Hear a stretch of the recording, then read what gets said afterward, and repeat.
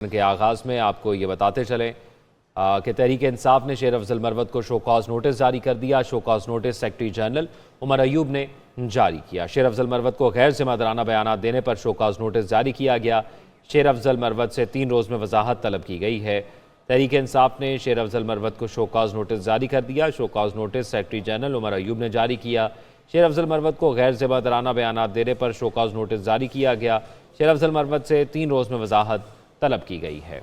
आपको इस वक्त आगाह कर रहे हैं, तहरीक इंसाफ ने शेर अफजल मरवत को शो कॉज नोटिस जारी कर दिया। इस हाल से मजीद क्या तफसीलात हैं आगाह करेंगे शराज अहमद शराजी हमारे साथ मौजूद हैं। शराज, बताइएगा इस शो कॉज नोटिस में क्या कहा गया है? देखिए सुख, ये पब्लिक अकाउंट कमेटी के चेयरमैनशिप के बाद जो बयानात शेर अफजल मरवत के सामने आए थे, उन्हीं बयानात के ऊपर सेक्रेटरी जनरल उमर अयूब ने शेर अफजल मरवत को शोकाज नोटिस जो है वो जारी किया है। और शोकाज नोटिस में कहा गया है कि जो है आपको गैर जिम्मेदाराना बयानात देने पर शोकाज नोटिस जारी किया गया है और ऐसे बयानात से पार्टी के साथ को नुकसान पहुंचा है। साथ ही साथ ये भी कहा गया है कि बाइन तहरीक इंसाफ के वाज़ेह अहकाम है कि गैर जिम्मेदाराना बयानात ना दिए जाए। आपकी किरदार से पार्टी और अरकान को जिम्मत उठाना पड़ी है। नोटिस के मुताबिक शेर अफजल मरवत से 3 रोज में वजाहत तलब की गई है और साथ में कहा गया है कि क्यों ना आपके खिलाफ ताजीरी कार्रवाई की जाए। अगर आपने जवाब न दिया या मुतमईन ना कर सके तो पार्टी डिसिप्लिन के खिलाफ मजीद कार्रवाई भी अमल में लाई जा सकती है। और रोक इससे कबल हमने देखा था कि शेर अफजल मरवत को पाकिस्तान तहरीक इंसाफ ने सियासी कमेटी और कोर कमेटी से भी अलग कर दिया था। और कल रात को ही शेर अफजल मरवत की जानिब से एक ट्वीट सामने आई थी और उसमें कहा गया था कि उमर अयूब के खिलाफ प्रेस मत करूंगा, लेकिन उसके बाद उन्हें वो ट्वीट डिलीट कर दी है। ठीक है, अब ये शो कॉज नोटिस जारी कर दिया गया है। अब इस पर वजाहत उनकी जानिब से जारी की जाएगी। बहुत शुक्रिया आपका तफसीलात से आगाह करने के लिए।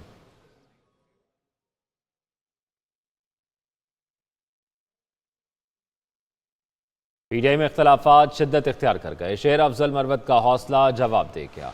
अपने साथ होने वाली ज्यादतियों पर प्रेस कॉन्फ्रेंस करने का फैसला। ट्वीट में लिखा, कारकुनान को अपने साथ होने वाली ज्यादतियों से आगाह करूंगा। आए रोज उमर अयूब मेरे खिलाफ बातें कर रहे हैं। जब आप फैसला कर चुके तो मुझे भी बात करने दें। पीटीआई रहनुमा शेर अफजल मरवत ने कुछ देर बाद अपना ट्वीट डिलीट कर दिया।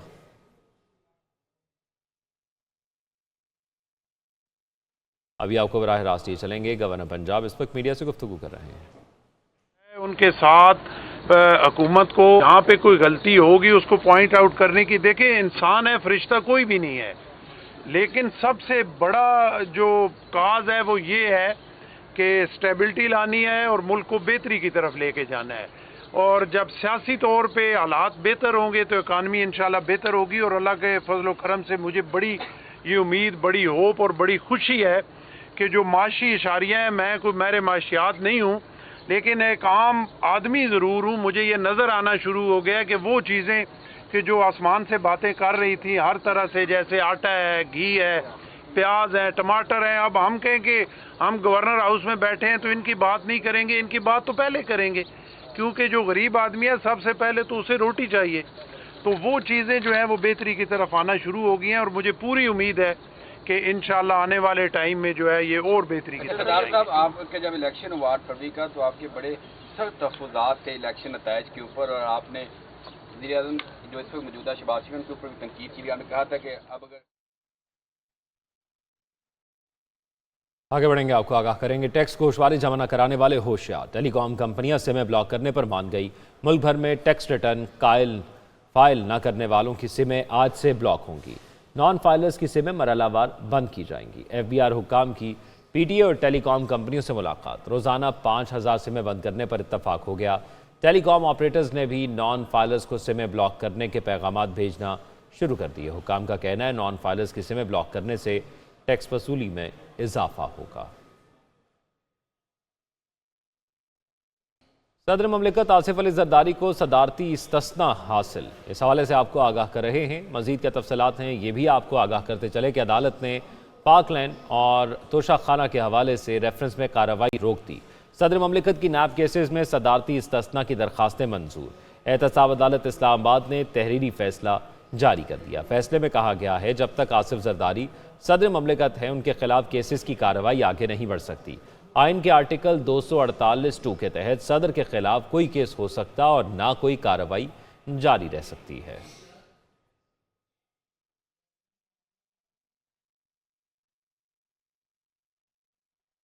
वज़ीर आज़म शहबाज शरीफ ई ऑफिस मनसूबे पर सुस्त रवि से अमल दरामद पर शदीद बरहम हुए। उन्होंने तमाम वफाकी वजारतों, डिवीजन्स और इदारों की जल्द अज जल्द मैनुअल फ़ाइलों का सिस्टम ख़त्म करके ई ऑफिस पर मुंतकिल होने की हिदायत की। वज़ीर आज़म ने वजारत इंफॉर्मेशन टेक्नोलॉजी को 1 माह के अंदर ई ऑफिस मनसूबे पर अमल दरामद रिपोर्ट पेश करने की हिदायत की। उन्होंने तमाम वफाकी वज़रा को भी खुद इस मनसूबे की निगरानी की हिदायत की।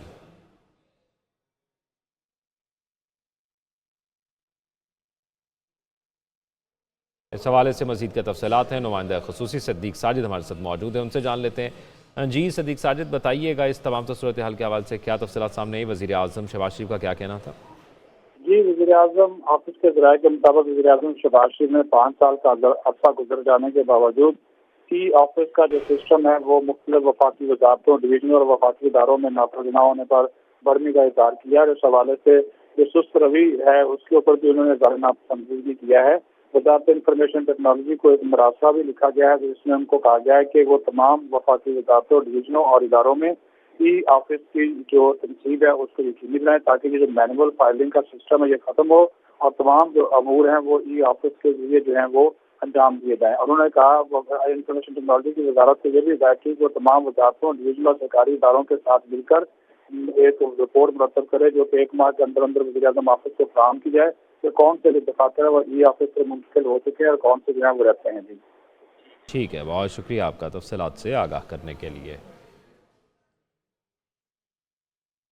पाकिस्तान का खला को तस्खीर करने का मिशन ICube कमर के कामयाब लॉन्च के बाद एक और सैटेलाइट लॉन्च करने का फैसला।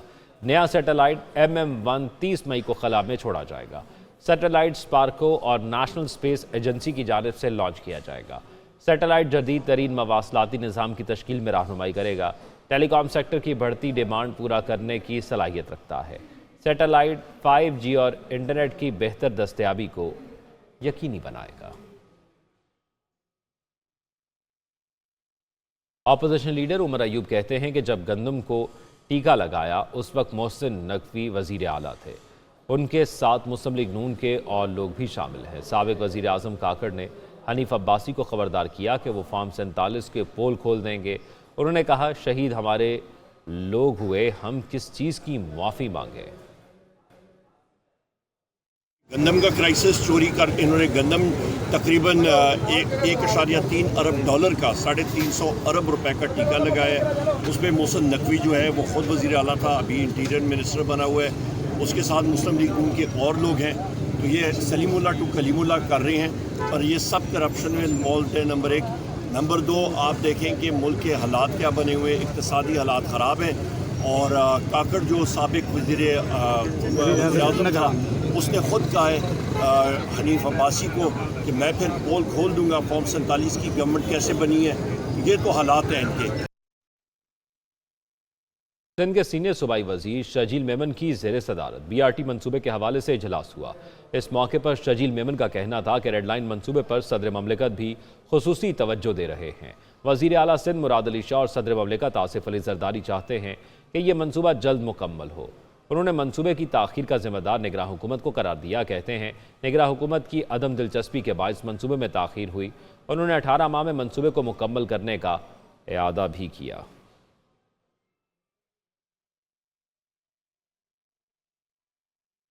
7 लाख तलबा को ऐनक और हेयरिंग एड फराहम करने का प्रोजेक्ट, जिसके हवाले से तफसीलात से आपको आगाह कर रहे हैं। वज़ीर आला मरियम नवाज शरीफ ने मंजूरी दे दी।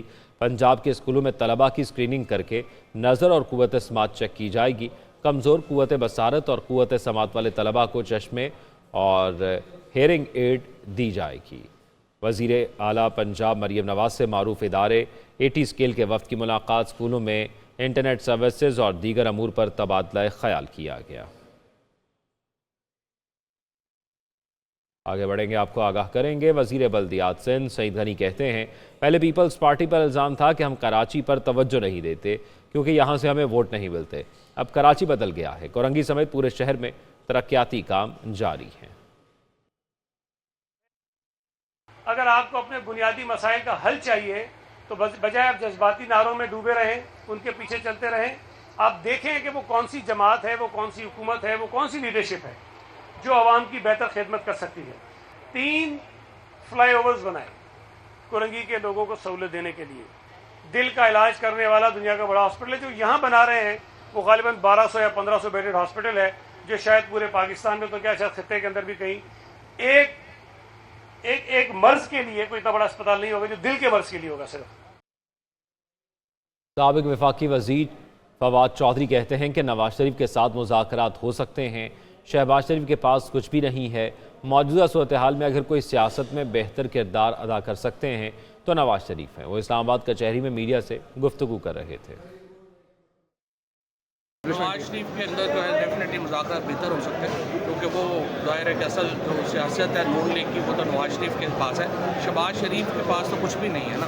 लेकिन जो भी है नवाज शरीफ मेरे ख्याल में और नवाज शरीफ को करनी चाहिए। नवाज शरीफ पाकिस्तान में 1985 से सियासत में है और वही अगर पाकिस्तान के अंदर सियासी माहौल को बेहतर बनाने के लिए अगर किरदार अदा कर सकते हैं तो वो नवाज शरीफ कर सकते हैं, शहबाज शरीफ नहीं। चीफ जस्टिस काजी फाइज ईसा 18 से 22 तक आज़रबाईजान का दौरा करेंगे। वो इस दौरान ECO इजलास में भी शिरकत करेंगे। सीनियर जज जस्टिस मंसूर अली भी बैरून मुल्क होंगे। इस वजह से जस्टिस मुनीब अख्तर 18 मई को कायम मकाम चीफ जस्टिस का हलफ उठाएंगे। चीफ जस्टिस काजी फाइज ईसा 18 से 22 तक आज़रबाईजान का दौरा करेंगे। वज़ीर आज़म शहबाज शरीफ से पाकिस्तान में तैनात बरतानवी हाई कमिश्नर जैन मैरिट की मुलाकात में दो तरफ़ा अमूर पर बातचीत की गई। पाकिस्तान और बरतानिया के दरमियान दरीना ताल्लुकात हैं जो वक्त के साथ मज़ीद मजबूत हो रहे हैं। वज़ीर आज़म पाकिस्तान, बरतानिया और दीगर ममालिक से सरमायाकारी के ख़्वाहां हैं। इस हवाले से मज़ीद क्या तफसीलात हैं, ये जान लेते हैं। नुमाइंदा ख़ुसूसी सिद्दीक साजिद हमारे साथ मौजूद हैं। सिद्दीक साजिद, बताइएगा, वज़ीर आज़म शहबाज शरीफ से पाकिस्तान में तैनात बरतानवी हाई कमिश्नर जैन मैरिट की मुलाकात हुई, किन अमूर पर गुफ्तगू हुई?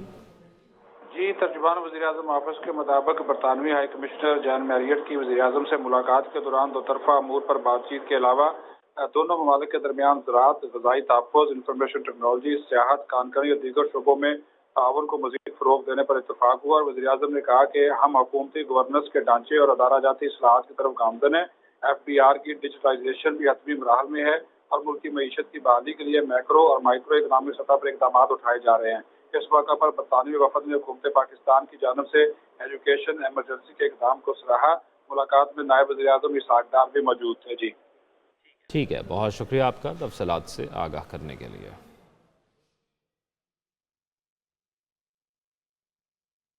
नाज़रीन, गवर्नर खैबर पख्तूनख्वा फैसल करीम कुंडी ने डेरा इस्माइल खान में गुफ्तगू करते हुए मौलाना फजल रहमान और PTI को तनकीद का निशाना बनाया। कहते हैं मौलाना के बकौल उनका मैंडेट खैबर पख्तूनख्वा में चोरी हुआ, लेकिन वो जल्द से सिंध में कर रहे हैं। उन्होंने मुतालबा किया कि PTI इखलाकी जुर्रत का मुजाहरा करते हुए मौलाना का मैंडेट वापस करे। उन्होंने मजीद कहा कि मौलाना अब यहूदी को मुसलमान साबित करने का फतवा ढूंढ रहे हैं। एक और अहम खबर के हवाले से आपको आगाह करें तो मुल्तान में खसरा का मर्ज सर उठाने लगा। सरकारी अस्पतालों में रोजाना की बुनियाद पर खसरा से मुतासरा केसेस रिपोर्ट होने लगे हैं। मजीद तफसीलात जानेंगे माज़िन यूसुफ से। जी माज़िन, आगाह कीजिएगा।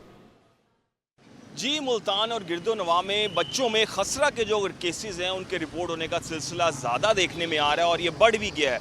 अगर हम बात करें निश्तर अस्पताल की, निश्तर अस्पताल मुल्तान में 21 जो बेड्स हैं उसका आइसोलेशन वार्ड बनाया गया है, जिसमें से 15 बेड्स जो है वो सस्पेक्टेड जो खसरा के बच्चे हैं उनसे जो है वो फिल हुए हुए हैं। इस वक्त अगर हम बात करें चिल्ड्रन कॉम्प्लेक्स अस्पताल की तो यहाँ पर भी माहाना बुनियाद पर जो है वो कई सैकड़ों बच्चे जो है वो खसरा के मर्ज से मुब्तला होकर यहाँ पर भी देखने में आ रहे हैं। इस तमाम तर सूरत हाल को देखते हुए महकमा सेहत और ज़िला इंतज़ामिया मुल्तान ने 5 रोज़ा इंसदादे खसरा मुहिम शुरू करने का फ़ैसला किया है और 20 मई से ये मुहिम शुरू की जाएगी, जिसके लिए 271 टीमें तश्कील दी गई हैं जो कि शहर के 60 मकामात पर आर्जी तौर पर अपने कैंप्स लगाएंगी और बच्चों को जो खसरा से बचाव के टीके हैं वो लगाए जाएंगे। मजमूई तौर पर इस वक्त निश्तर अस्पताल में 15 जो है वो मुब्तला जो है वो खसरा के सस्पेक्टेड जो पेशेंट्स हैं वो मौजूद हैं और इसके साथ साथ यहाँ पर जो चिल्ड्रन कॉम्प्लेक्स अस्पताल है यहाँ पर भी रोज़ाना की बुनियाद पर खसरा से मुतासरा जो बच्चे हैं उनकी केसेस जो रिपोर्ट होने का सिलसिला है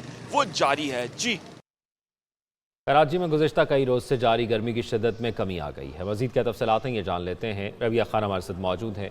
जी रबिया, बताइएगा मौसम कैसा है कराची का? जी बिल्कुल, कराची के मौसम की अगर बात करें तो शहर कायद में जारी शदीद गर्मी में आज कुछ कमी का इम्कान है और महकमा मौसमियात का कहना है कि आज शहर में ज़्यादा से ज़्यादा दर्जा हरारत 35 डिग्री सेंटीग्रेड तक रहेगा, जबकि मरतूब मौसम के बायस गर्मी की शिद्दत जो है वो हल्की महसूस की जाएगी और बताया जा रहा है कि गर्मी की शिद्दत तकरीबन 36 से 37 डिग्री तक महसूस की जा सकती है। शहर का मौजूदा दर्जा हरारत 32 डिग्री सेंटीग्रेड तक पहुँच चुका है, जबकि हवा में नमी का तनासुब जो है वो इस वक्त 65% बताया जा रहा है। महकमा मौसमियात का कहना है कि आज दिन भर हल्के बादलों का सिलसिला जो है वो शहर कायद में जारी रहेगा और देखा ये जा रहा है कि आज गर्मी की शिद्दत में कुछ कमी का इम्कान है, लेकिन महकमा मौसमियात का कहना है कि कल एक बार फिर दर्जा हरारत में इजाफा हो सकता है और कल शहर कायद में ज़्यादा से ज़्यादा दर्जा हरारत 37 डिग्री सेंटीग्रेड तक जाने का इम्कान है। शाम के औकात में ठंडी समंदरी हवाओं का आगाज़ हो जाएगा, जिसके बाद जो है वो शाम और रात के औकात में मौसम खुशगवार रहेगा। ताहम आज रात कम से कम दर्जा हरारत जो है वो 25 डिग्री सेंटीग्रेड तक रहने का इम्कान है। जी।